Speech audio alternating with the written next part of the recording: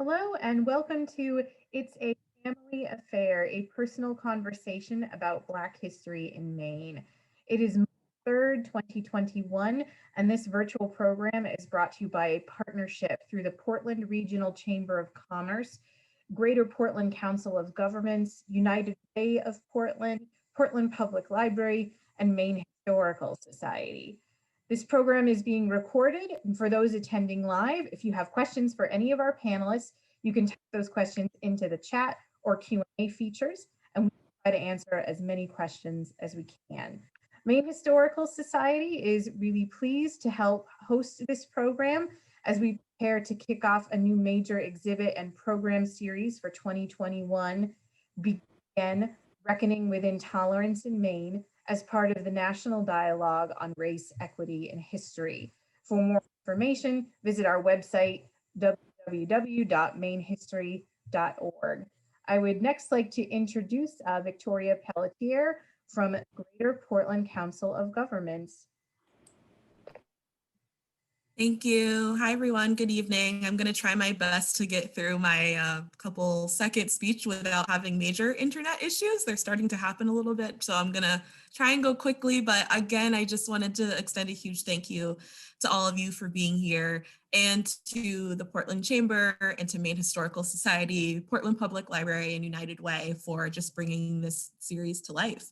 And just to provide a little context for those who are new to the series momentum, basically, we want to continue the conversation in terms of talking about intentional allyship and being inclusive and being supportive. And so each month we're going to be releasing a batch of resources for all of you to kind of continue that intentional anti-racism journey.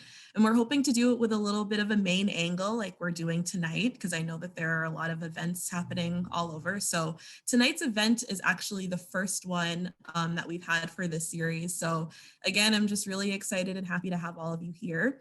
And if you have any questions about the series just in general, or you would like to register and you are not registered, I'll make sure I put my email in the chat. So feel free to just reach out to me directly. And now we can get to the panel, which is Black History in Maine, which I'm really enthusiastic for. We have a group of amazing Black Mainers here on this panel that I can't wait for you all to get to know. And I think as we continue our paths on just intentional anti-racism and allyship and being inclusive, it's really important for us to know and understand the history of Black people in Maine and to hear their stories. So again, a huge thanks to everyone for being here, and a very big thank you to the panelists that are on screen with me. And with that being said, I'll now hand it over to Krista Williams. Thank you so much, Tori, for that great introduction, and welcome to all of our attendees tonight. Tonight's panel is called It's a Family Affair, a personal conversation about Black history in Maine. My name is Krista Williams. I'm a relatively new Mainer, having been here for 7 years this year. I'm an attorney, among many other things, and I reside in the West End in Portland. And it is such a pleasure to be here tonight. I am honored, absolutely honored, and a little bit floored, honestly, to be in conversation with Bob Greene, Pam Cummings, and Garrett Stewart tonight. And I'm just really thrilled that we're able to spend some time together exploring Maine's history through the perspective of families who have been in Maine from anywhere from 3 to 8 generations. And so, like, I know that I won't be able to do each of your family's history justice in a brief introduction if I were to try to summarize the breadth and depth of your family's history in Maine. So I'm not even going to try. I know when I know when I should just not even start down a path. But what I would like to do is just go ahead and dive into our conversation, and then through the course of that conversation, just ask that you share your family's history in Maine as part of our discussion. So if that's okay with our panelists, can I get a thumbs up? Is that okay? Great. Yes. Thank you. All right. So, I mentioned I moved to Maine 7 years ago, and I have to tell you, within a few days of being here, I heard a phrase that just kind of was a bit odd. So I heard this phrase, from away, and that was used to describe me. Like, oh, you're from away. I was like, but I live here now. And as I've gotten out into Maine's community and met with other BIPOC Mainers who have come to Maine more recently, it seemed to be this common theme and confusion that we all had around this phrase of like from away. And honestly, a lot of us had the sense that the use of that phrase was really meant to be alienating, and specifically alienating to BIPOC Mainers who are relatively new to Maine, and where we're already a numeric minority. So I'm curious, as generational Black Mainers, like, what do you think of that phrase? And Bob, I'd like to start with you. Your family has been here since before Maine was even a state, so you're Way definitely before. not from away. Okay, right. Actually, I'm pretty sure that one of my ancestors, if not several of them, voted to make Maine a state in 1820. My family has been here since the 1700s. Where they came from, I don't know. Uh, they just appear. And that's it. Uh, what it being from away is not bad. It just means that you weren't born here. That's all. And I guess what it also might infer, although I've never heard it done that way, but it maybe so, maybe in the background, just kind of infer that you don't really know what kind of winters we have, or you don't know how tough it can be, or you don't know all of the glories that we have because you're not originally from here. And I think that might be what it means more than anything else. Hmm. That's interesting. I'm gonna have to sit and chew on that a little bit. Pam, what do you think? Well, like Mr. Greene, like Bob, I'm, 7 generations here in Maine. So we really haven't had the conversation much about, are you from here or away from here? I guess it would just, for me, it just means when, I know so many of the core families, like everybody on this line I grew up with. I know your mother, your grandmother, we were all intertwined. So it just means that you weren't a part of what I knew to be Portland, Maine back then. It's not a derogatory statement at all. It just means you're from away from here. Interesting. So, okay, two out of three. I'm going to go to you, Garrett. Well, I can relate to when I started at Bath Iron Works. I worked there for 17 years. And I got a new partner, and he asked me where I was from. And I said, well, I'm from Portland. He goes, no, where are you from? I said, I'm from Portland. And he goes, really? I said, yes. He goes, well, where was your father from? I said, my father was born in Portland. Really? I said, yes. I said, my family has been here since World War II, 1941, and people just can't believe that I was born and raised in Maine. And it's remarkable. And actually both sides, even my mom was born in Portland. So. Wow. I love that. So, I say jokingly that I quote unquote discovered Maine, when I thru hiked the Appalachian Trail 10 years ago this year.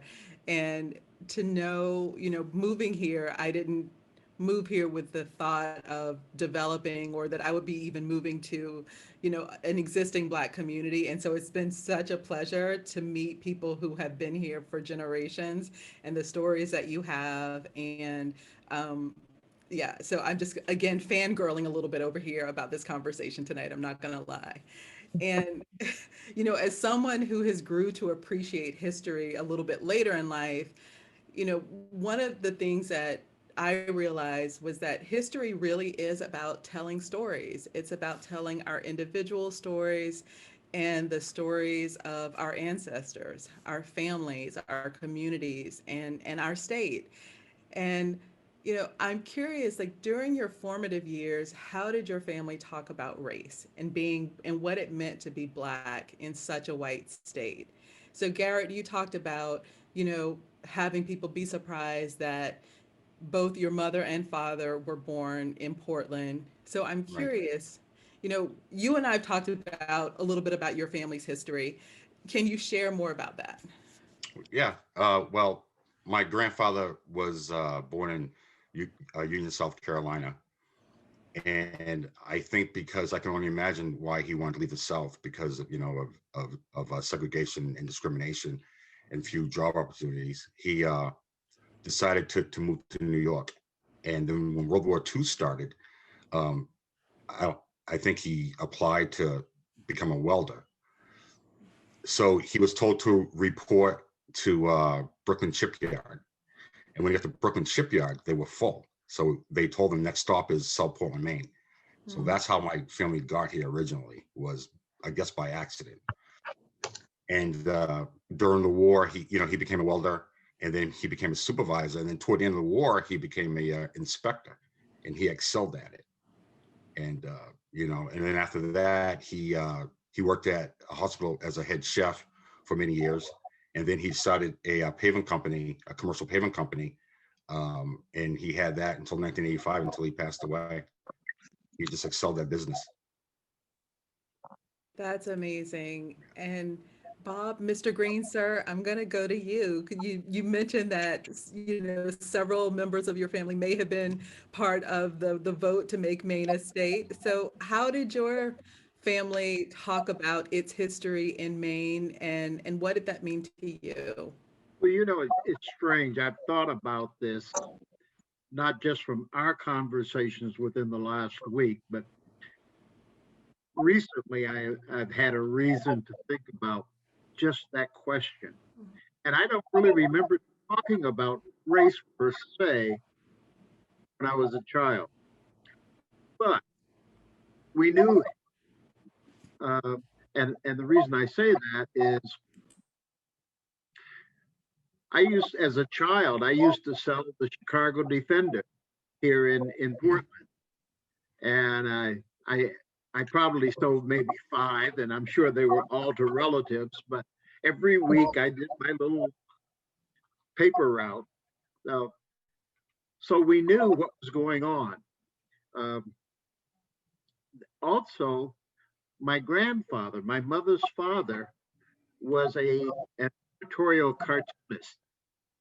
And I remember his work. He died when I was a year old, so I don't really remember him.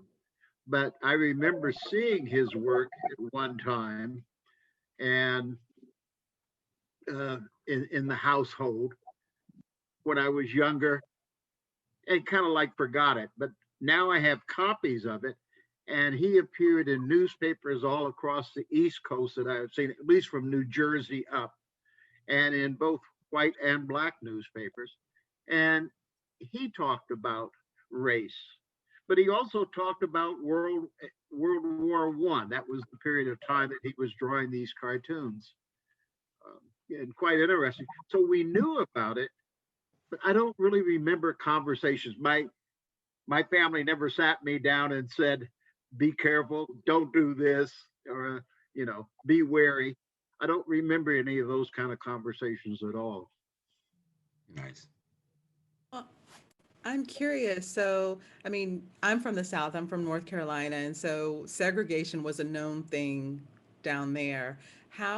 What are your recollections about, Maine and Portland, in the, when you were growing up? Was it a segregated space? Was there, or was there more of a commingling?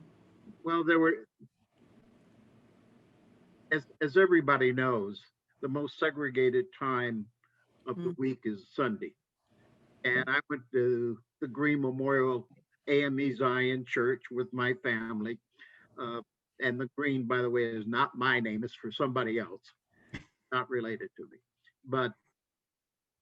And also during World War II, we had a quote colored USO here in Portland. And I remember as a kid, I've always been into music, and I've always collected records. And I was taking my records down and playing them, because I was buying records that came off of jukeboxes in Baltimore and Washington, D.C. And so I had black music, as they called it, or race music, as they called it in those days. and I would take it down and put it on the jukebox at the USO. And I'm what, 10, 11 years old, 12 at the time. I do remember those. But at the same time, I remember just talking to sailors from away. And when I say it that way, I'm talking a little differently because the sailors, the whole town was just packed with sailors, no matter where you look, but especially down in the middle of town. And I remember that you could tell the British sailors from the Americans because the different types of caps that they wore, the hats, completely different. And I used to talk to them, and it was quite interesting. So Pam, I want to make sure to bring you into this conversation as well, because your family has been here quite a long time as well. And I would love to hear, particularly from a female perspective, how your family, talked about race and how that may have formed your identity and ideology around what it meant to grow up Black in Maine. Yeah, sure. Well, for starters, my parents have been very active and very, very vocal from as long as I can remember. Let me just start by saying my mother's family, as I said to you, I'm 7th generation Maine. My mother's family, her dad's family was from the Bath and Brunswick area, and my grandmother was from Canada. And my dad's family, my father's mother was from South Carolina, and his dad was from the Massachusetts, Malden, Everett area. So they came here, but for as long as I can remember, my family is just, it was the way of life. Many don't know this, but my mother and father actually brought the Martin Luther King breakfast here because they had gone away and experienced it and thought Maine needs something like that. And so my mother and father brought it here. And a lot of people don't know that. My father had a Black newspaper called The Bridge, which was an African-American, written by an African-American, telling regular stories with an African-American perspective. A lot of people also don't know today what is called the Portland Freedom Trail. My dad and my sister Debbie and my mother and June McKenzie and Wells Staley Mays, before the Abyssinian was really much, they had created the narrative for what is now the Freedom Trail to go along with the Abyssinian Meeting House. So a lot of people don't know that. I remember being a little girl and going to the Elks Club because Una Richardson wasn't allowed as a senior in high school to attend the senior prom there. And the NAACP, which my parents were very much a part of, they were out picketing. And on a Friday night, as a little girl, I remember being at the Elks Club picketing. I remember my parents having lots of meetings and going to lots of meetings about the different social injustices to Black people back then and ways to make it's kind of funny because you look around today and the core group of African Americans, when I say the core group, for me, it just meant, Mr. Greene, my Uncle Jerry Talbot, my dad, my mother, Mrs. McKenzie, my Aunt Anita Talbot, Tim Wilson. When I think of all of the group of friends that my mother and father had, they all were very, very, very much engaged in trying to push the needle ahead for the African American people back then. And today you look at a cross sector of all the different colors and the different hues and the different people that are here now. And they made a difference for a lot of those people. And so it's always just been a regular part of my life and a regular part of my conversation. I grew up thinking that I was Black and you had to be twice as good. A lot of people don't like to hear that, but that's the truth and that's the way it was. And that's how I grew up. And it's what I taught my children too. And so that's about it. Yeah. And that whole, have to be twice as good to get half as much. That is still very much, a sad reality for so many of us. Yeah. Right. And I'm sorry, go ahead. Were you? Well, so I was just gonna say, I was just reflecting, listening to your stories. I am just struck by the amount of trailblazing done Mm, by your families, and so appreciative as someone who has come to Maine, later in my life and within the past decade, reaping the benefits for all the work that your families have done. So thank you. That all I can say is thank you.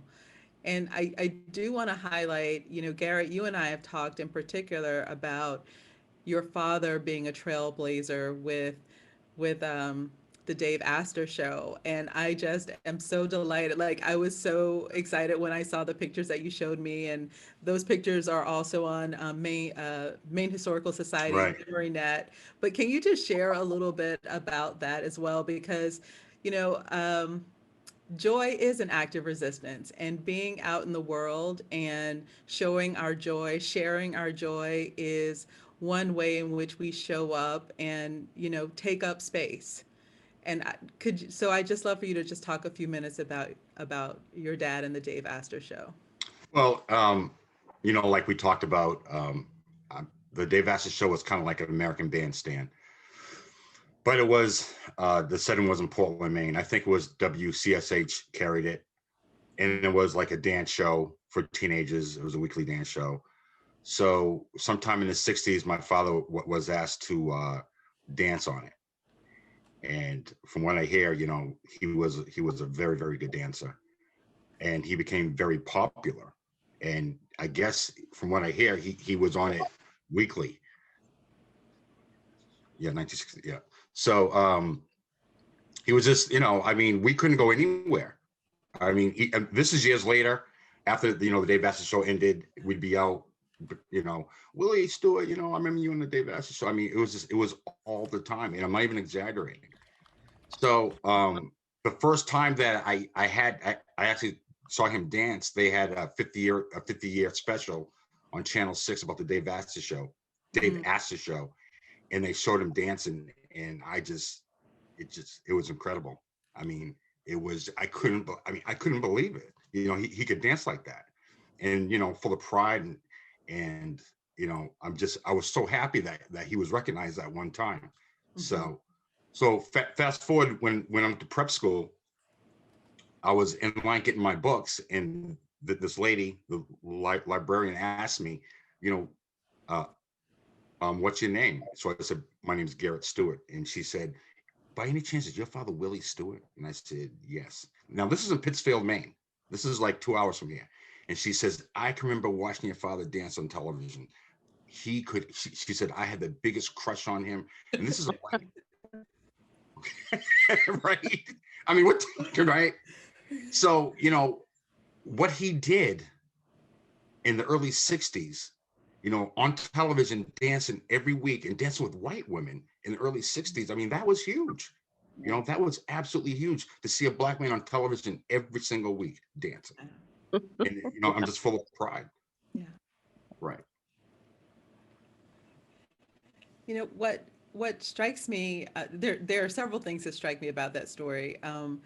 You know, as we think about the events of the past year and, George Floyd's murder and you know, George Floyd's murder really just highlighted the enduring racism and violence against Blacks in our nation, across our nation, right? And um, like I I love your father's story because it highlights a moment in history in which there was a lot of passion and energy around moving forward, and there was a recognition of our shared humanity and an invitation for us to show up and celebrate life with each other. Right. And, you know, as I have been working with the Maine Historical Society on this new exhibit, Begin Again, what struck me as I looked at our nation's history through the lens of Maine's history is this how cyclical we are in coming to moments of recognizing and affirming our shared humanity, and then again falling into the familiar routine of systemic racism, because it is a habit, and this habit of animus towards Black bodies has been ingrained in our nation's fabric for many, many years. And um, you know, again, as I think about last year and George Floyd's murder, like it was horrific and tragic, and it also spurred really global recognition of our history in the U.S. And it spurred many people, myself included, into higher levels of advocacy around issues of racism. And I know that each of you in your own way are deeply, each of you is deeply engaged in the community and in advocacy and education of, you know, around your family's history, around the need to recognize and celebrate Black history in Maine. And so I'd love to just really give each of you a platform for a few minutes to talk about what the work you're doing and really how you came to it and why it's personally meaningful for you and for the state. And Pam, Miss Cummings, ma'am, I would love to start with you and your work with the Abyssinian Meeting House. Mhm. So yes, I am. Um, I do work with the Abyssinian Meeting House. I'm the president of the board of directors there. And I came to the Abyssinian Meeting House by way of my sister, who is the founder of the committee to restore the Abyssinian Meeting House, and my mother and father, who are also on that founding board. They worked tirelessly with other people, June McKenzie, Tim Wilson, I believe, Jerry Roseborough. I hope a few others. Well, Staley Mays, I believe, was part of it. And they worked tirelessly. For many years, and I came on board probably 6 or 7 years ago.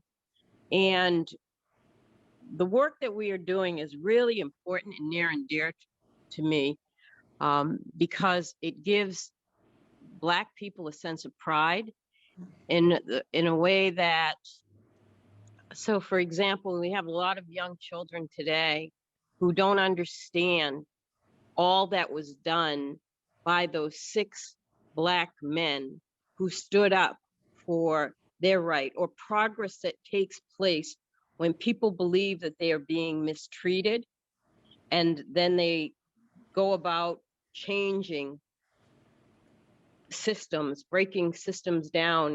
And so for these group of Black people, they were able to, they were relegated, they were in a church in Portland, Maine, and relegated to the pews of the church. They weren't even really allowed to go in and worship as worshipers. And they knew, and I don't know if anybody saw that program last week on the Black church. PBS ran a 2-night special on this. And a lot of the Abyssinian church was brought about during that time in 1828, when the Black church was Black people were beginning to rally around churches and make churches for themselves, that they didn't need to be mistreated anymore, that they could go ahead and they could have their own houses of worship, which these houses of worship became social hubs for African Americans. And out of the Abyssinian here in Portland, the history that is so great that people don't really realize. You know, the Anti-Slavery Society had meetings. Frederick Douglass spoke there. When you walk into the building today and you stand on those floors that are in that building, that we question whether to put brand new, beautiful floors or leave as is, or the same floors that were put in that building in 1828 that they walked on. Think about that. And the history that is there, and the knowledge that comes with the schoolhouse that was for Black children, became a national model that before segregation or desegregation around the country happened, the Abyssinian Meeting House, the state of Maine was doing it. We had all of these Black children, and the school and the people in Portland decided that they no longer wanted to pay the taxes. So everybody would think that this would be an issue around race, the only color here was green. The people in Portland no longer wanted to pay money for taxes. And nationally, people asked, how did you do this? How were you able to put those children from the Abyssinian school into Portland public school system so effortlessly? Because it worked so well. And it became a national model. If you don't know the story about the Abyssinian Meeting House, which is why I'm passionate about getting these stories out, you don't understand the incredible history, the Black history. I like to think that it's the bricks and mortar to African American history here in Portland. So many incredible stories about so many incredible people who were globally minded people. They weren't thinking about just the issues here in Portland, Maine. They were helping people with the Underground Railroad, and it was global to end slavery. So I became passionate about it when I started talking to children in schools, and I saw their eyes light up, and I saw little Black children that came up to me, or little brown children that came up to me after I spoke with them, and they learned a little bit about their history. And they were so proud that they finally had something that they could call theirs, their history. And the rest for me is history, because I have been involved with the Abyssinian and since then. Yeah. God, thank you so much for sharing that. And it's, so I will just call out that there are a lot of links being dropped in the chat that will link you to information on Willie Stewart, the Abyssinian Meeting House, and also the documentary Anger of the Soul, which really tracks the history of African Americans in New England through the story of the Abyssinian Meeting House. And, representation matters, right? It matters that we know our history, that we Right. see ourselves as other than people who were beaten and enslaved. And Amen. there's so many examples of that. So, Garrett, I'd like to turn the mic to you, if you don't mind, and I'd love to ask you the same question. Can you, you are a man with your fingers in a lot of pies. I know that you Too and many. Too many. And yeah, so please share a little bit about your work and how you came to it. Well, first I want to echo what Pam said, because it kind of stuck with me. Because I remember a few minutes ago, Pam said that her parents told her that she always had to be the best, and that's what my parents told me. You have to be the best. You have to be, as far as sports, you have to be the best in sports. My dad told me, and I'll not forget it. He told me that you have to be so good that your team can't afford to play the game without you. You have to be in the game. And I tell my children that, and as far as sports and schoolwork, so what Pam said kind of like hit home. And it's just, it's so important that we tell our kids, that they are worth something, they can be counted, they are important and they are loved, and be proud of who you are. That's most important. You need to be proud of who you are. And that's what my parents taught me. As far as so the A. Philip Randolph Institute is I started it with I co-chair with my sister Cynthia Finney, the president of the AFL-CIO. We started this about 3 years ago. We started doing one-on-one conversations with people of color in the Union State of Maine, find out their thoughts, if they're being heard, any problems that they like to share with us. We've talked to quite a few people, and we are just working to become a formal chapter in Maine, and we are looking forward to getting involved. As soon as our chapter is recognized by the national, we are going to get right involved. Great, thank you. Is there a website that people can go to learn more? Yes. Or do you mind just putting it in the chat? Yes, I will. Thank you so much. Oh, I will. someone already beat you to it. So it's down in the chat. And Bob, longtime historian, educator, writer, again, you are also someone very much a Renaissance man. You've done a lot in your time on this earth. So can you just share, what are you working on now? How did you come to it? What would you like to share with us? I graduated from Portland High School in 1973 and went off to college. My freshman year, I was at an all-black school, Virginia State in Petersburg, Virginia. And the reason I went there was that my uncle, my dad's brother, was a professor there. I didn't stay on campus. I stayed with my uncle. And I was there for just 1 year for 2 semesters. And my second semester in college was when the Supreme Court decided Brown versus Board of Ed. So I was in Virginia at a very opportune time to learn a lot. And then I transferred to the University of Kansas. My dad's family is from Kansas City. And so I went out there and finished my schooling out there and got married, had children, all out in the Midwest. They knew my dad's family, which was a much older family than my mother's. And I say all of that as background because my dad's family didn't have a lot of children. One did, but most of them didn't. And so in 1992, my oldest son asked me if he had any cousins, any relatives. And I laughed because I remember growing up on Munjoy Hill when my grandmother was home, there would always be just a house full of people.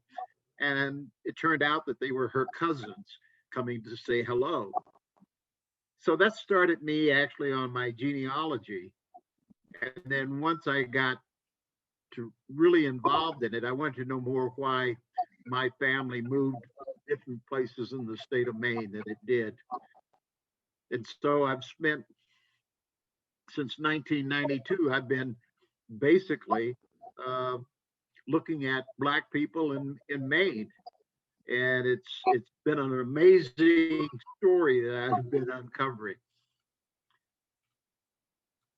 That is absolutely fascinating. And, in our prep call for this panel, you went a little bit through the history of the Rubies.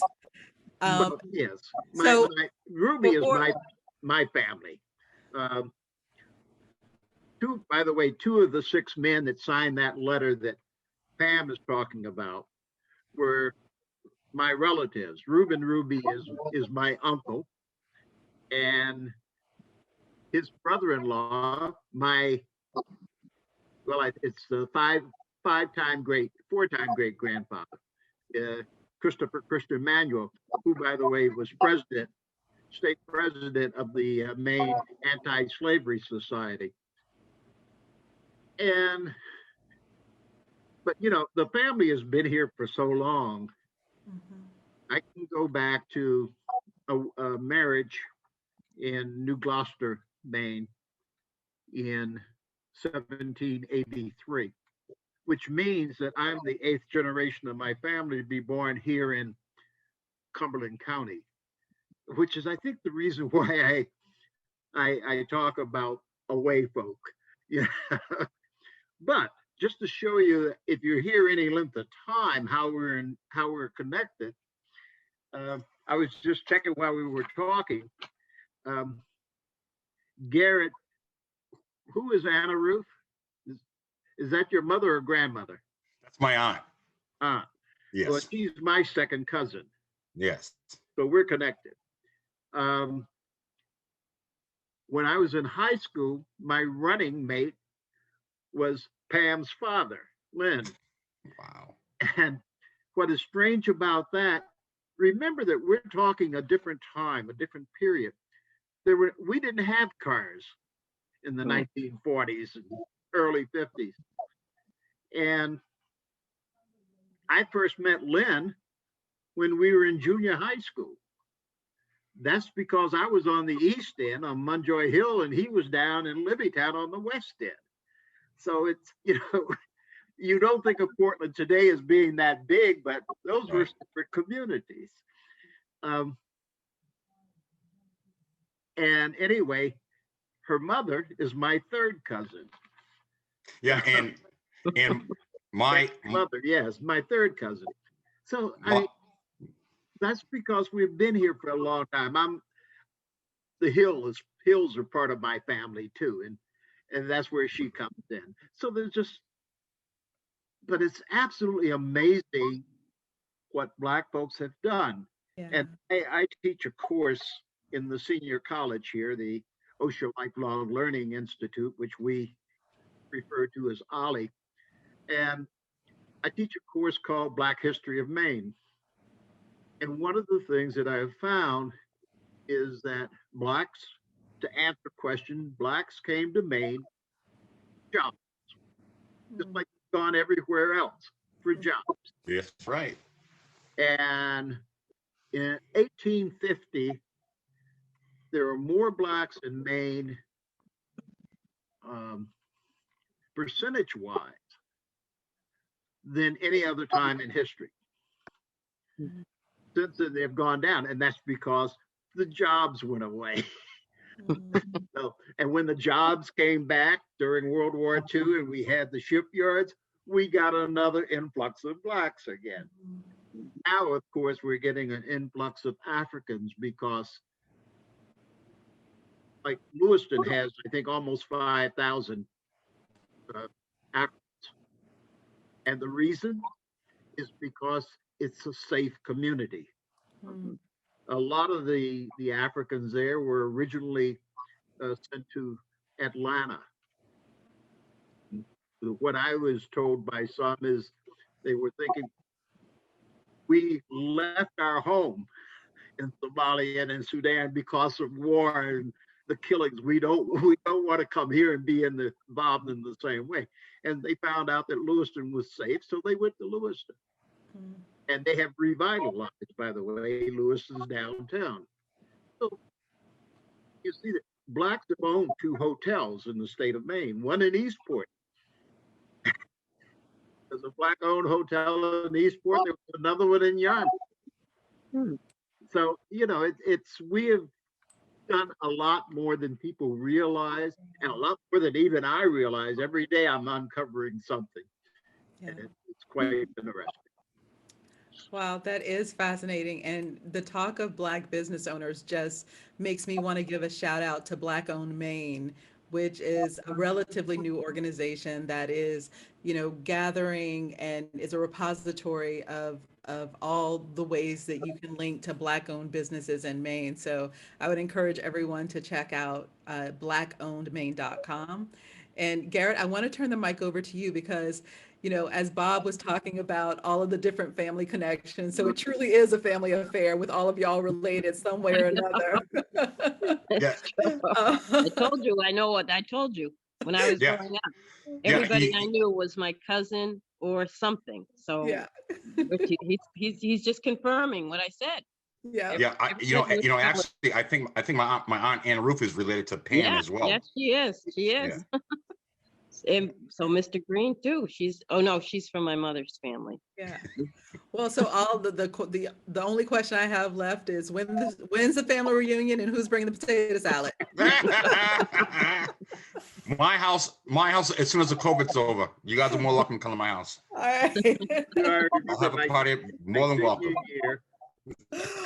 Well, my senior year in high school. At one time, the Greene Memorial AME Zion Church Sunday School sponsored a picnic, July 4th picnic at Sebago Lake. And by the way, that picnic on July 4th is still going on. But it was great because everybody that left Portland came back for the July 4th picnic because you knew that you would be able to see. Yeah. So my aunts who lived in Atlanta or in DC or New York, or my mother lived in Kansas City at times, other people would come back for July 4th. Yeah. Well, I remember one year, and I think it was either after my junior or my senior year, Pam's father and I, uh, running together, decided that we would uh, be the official potato salad testers. That's awesome. That's awesome. I love it. So what my takeaway here is once we are COVID safe, then I should make my way to Sebago Lake for July 4th. That's what Yeah. I'm hearing. Yeah, yeah. You won't be disappointed. That's right. Oh, That I mean, back in the day, I mean, that was a must. I mean, everybody was up there. Everybody was up there to July 4th. Oh yeah. Everybody. I don't know if they do it anymore now, though. I don't know. I don't What either. used to happen, there was a group at the church, and it was my grandmother's group called the Mr. Ray Yeah. Society, and the women. It was a women's group, and they did a lot for the church, for Greene Memorial AME Zion Church.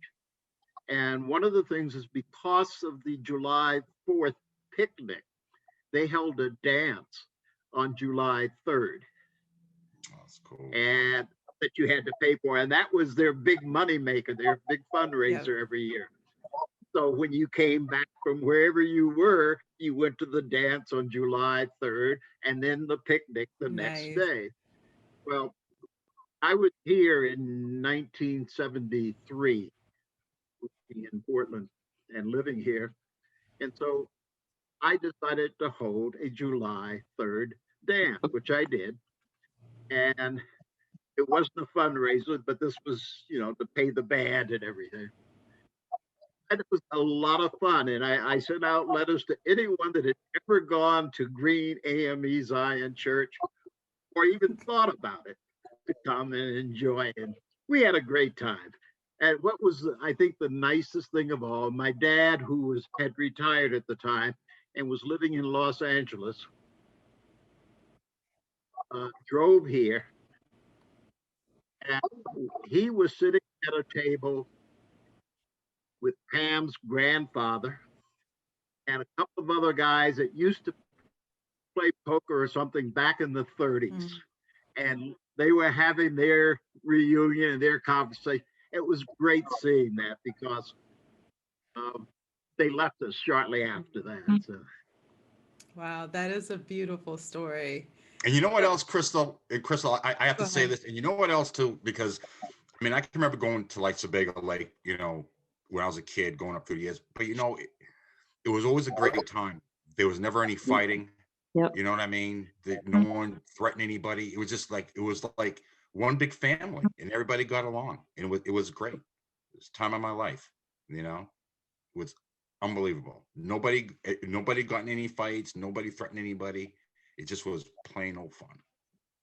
Well, that is so excellent. And we're starting to get some questions from the audience. So I want to turn our attention there. There's one question here in the chat. I'm just going to go ahead and read this off while Kathleen is looking to see if there are other questions that came in. But so as we celebrated last year, the women receiving the suffrage movement and women receiving the right to vote.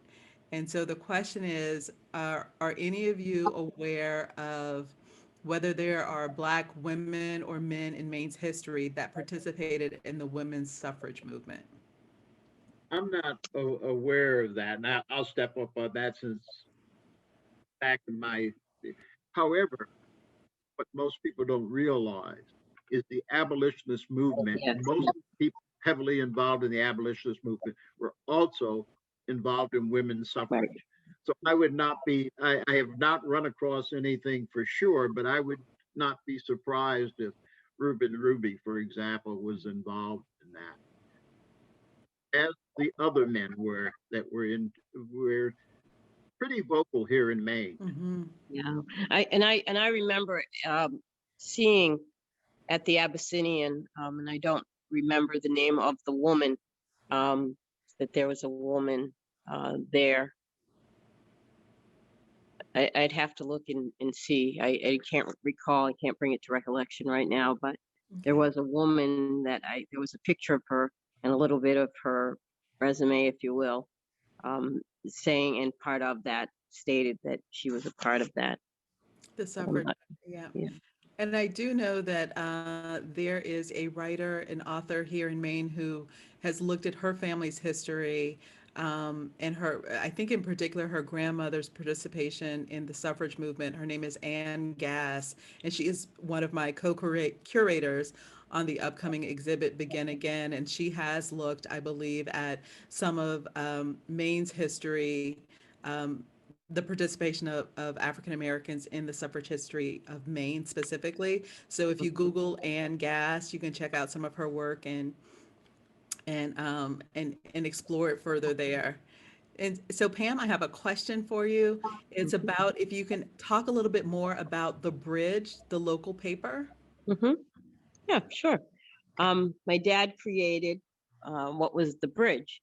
It was an African American newspaper telling stories from all around the country, really, that he formed relationships with different people who own different newspapers, and they shared information on a lot of stories that were told with an African American perspective. And he did it throughout the whole state of Maine.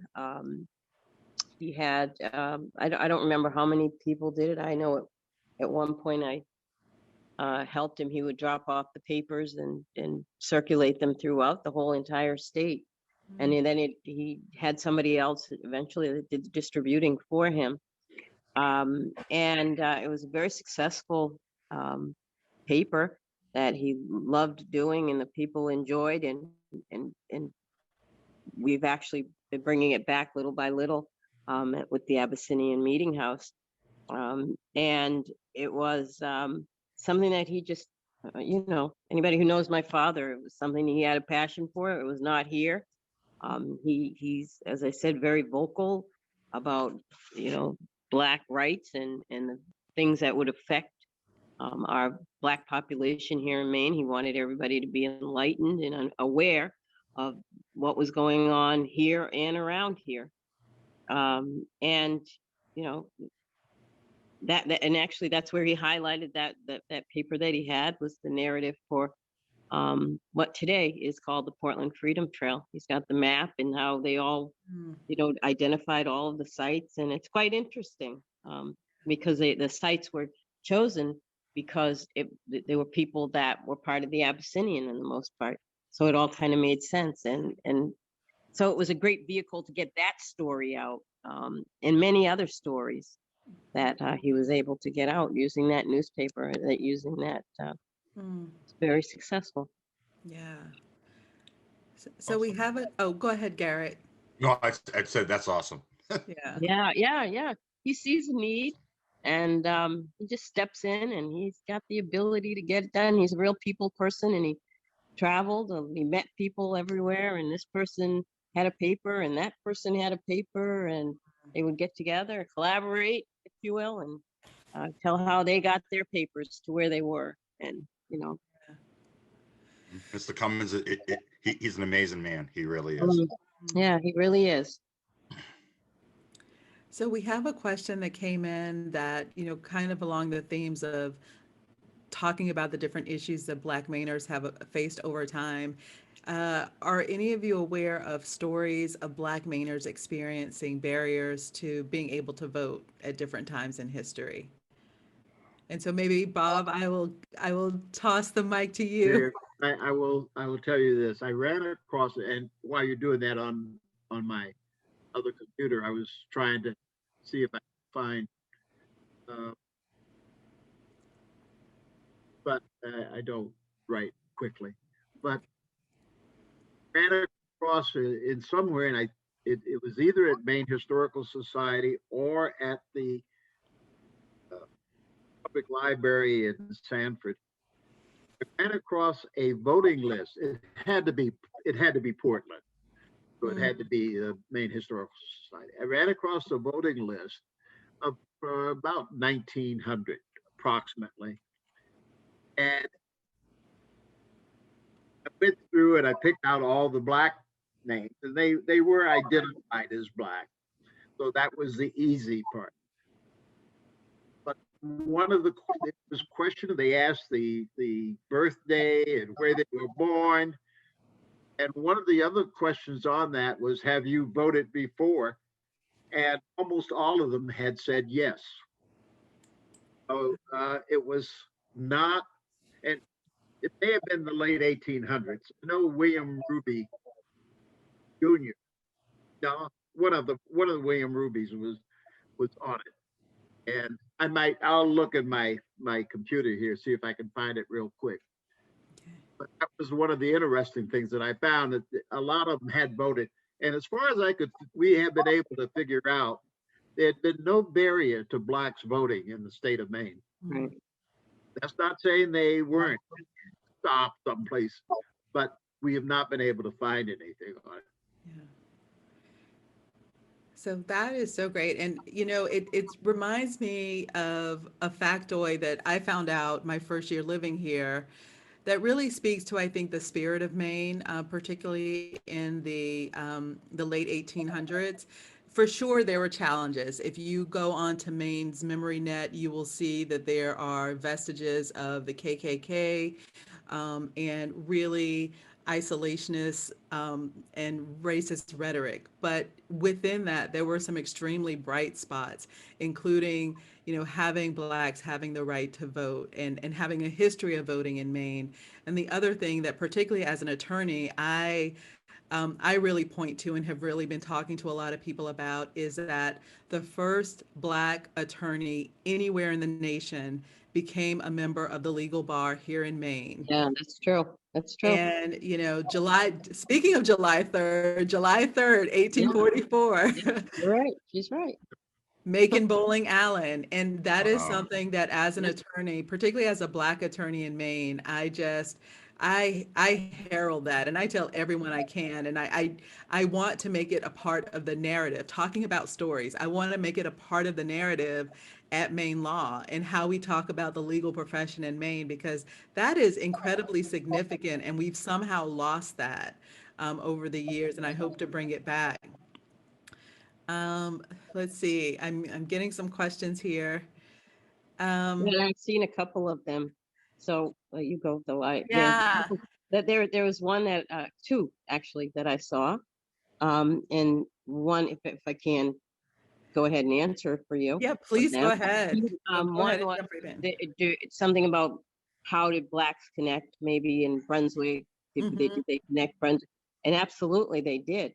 As a child, as I told you, my parents doing the advocacy work and the voice and all the work that they did, we would get in our car. I remember going to, I don't remember where it was. All I know is there was a swimming pool there. It was a place, a Catholic place the nuns lived. That's all I remember. And they were there having what they called the Maine Association for Black Progress, another organization that my father founded. And it was all the powers that be. And the Black men all got together. And they met there to discuss what issues were going on, how they were going to handle and how they could move this needle again forward. And as I said, we were able to swim in the pool all day that they had at this place, as the Black men and wives were, and people from Brunswick. I remember Tim Wilson was from the Augusta area, I believe, or Coney or Brewer, I don't remember. And the late Stan Evans was there. He was Dr. Stanley Evans, and he was, so they were from all over the state, but joined together for the common good of the Black people that were here in the state of Maine, and how they could always press that needle a little further ahead. That was that question. And then the second question, I believe, was about education. Was there more that you could do to get the Black curriculums into? Exactly. Yeah, if you feel strong about that, DM me, because I do curricular programs with the Abyssinian Meeting House, and I know that how very important that is. And when you're working with these young Black children, how their faces light up when they come to the Abyssinian, number one, and then number two, when they learn about all that African Americans do and have done that have been left out of our school books. Yeah. They're just, they get really excited. So it's a really important work that needs to be done. And can you do more? Yeah, you can join in the effort. There are a lot of people telling the stories. So Absolutely. find a place and get involved. Yeah, and I would like to highlight a couple of other ways to get involved as well. And Garrett, I hope you don't mind, but I'm totally going to put you on the spot right now in your role with the Permanent Commission. So I do know that education is very important and is one of the topical areas that the Permanent Commission is working within. And so I would just encourage you all to reach out to Garrett Stewart. If you would like to just get involved in that process and be apprised of, when the Permanent Commission takes any action. I would also like to highlight that, there is a statute on the books in Maine that talks about having diverse perspectives, specifically highlighting the Indigenous perspective in Maine's education. And I believe that there is currently a bill being put forth in the legislature to ensure that that Black Americans and Latinx history is also included in the curriculum. So I would just, Yep. Again, get involved in your legislative process. If this is something you're particularly passionate about, reach out to your local school board. That's where a lot of the decisions are made. And keep an eye out for the Portland Press Herald and Bangor Daily News. So as these bills are winding its way through the legislature, it's going to be making news. So being able to lend your voice and your advocacy to those efforts is super important. So again, I'm just going to offer up Garrett and Pam as touch points. Yeah, for sure. Hey, Krystal, Yes. I want to thank you for the work that you've been doing and the work Yeah, that yeah. are doing. You are just, the work you're doing is incredible, and I just want to take this time to thank you so much, because what you're doing is very important. So thank you. Thank you. Thank Yeah, you. thank you as well. I appreciate it. Thank you so much. So I want to, as our time comes to an end, there were some questions about the upcoming exhibit that I've referenced several times. So with your permission, from our panelists, I'd like to just take a moment or two to talk a little bit about it. So the title of before late breaking news, before I start talking about the exhibit, someone just dropped in the chat the name of the bill that's currently pending around lifting up the African American history in Maine's educational curriculum. So it's LD 187. Please click on that article, go to the legislative website, and find out when it's in committee, and make sure that you reach out to your representatives to ask them to advocate for that. This is very important because we don't lift up the rich history that exists within Maine, let alone within the nation of the Black community, and it's so powerful. Yes, it is. So the upcoming exhibit that the Maine Historical Society is installing is called Begin Again: Reckoning with Maine's History of Intolerance. And I am incredibly thrilled about being a co-curator on this exhibit and working with the incredibly talented Tilly Lasky, who is a staff member at MHS on this. And really what we were trying to do was, in honor of the bicentennial, really take a look at the evolution of Maine through time, through different perspectives, through the dominant narrative and through all of the other narratives that have been disenfranchised over time. And, as part of this conversation tonight, we talked about how the cyclical nature of racism. Racism is insidious. It metastasizes. It changes to fit the appetite and the tolerance of the day. And we see that as we look throughout Maine's history. And so the upcoming exhibit is an opportunity to experience Maine's history through very different perspectives in a way that engages the heart and mind and invites reflection and also offers an opportunity to contribute to what it would look like, contribute your story to what it would look like for Maine to move forward. Hence the title, Begin Again, because we now have enough history under our belt to know better. And as Maya Angelou says, when you know better, you do better. And so our hope is that going forward, we will collectively do better. There was a question. So the link for the exhibit is currently in the chat. And I would like to add that in light of these really unprecedented times that we're in, the exhibit, there is a physical installation that's on, that will be installed at MHS Exhibit Space on Congress Street in Portland. And there is also an online exhibit because above all, we want you all to be safe in these COVID times.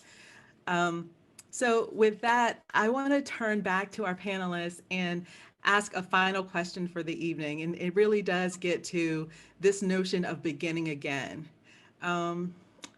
Really, it really is part of this exhibit as well. I've really been able to use my learning of our history, particularly our history in this state, to really add nuance and perspective to how I think about the future.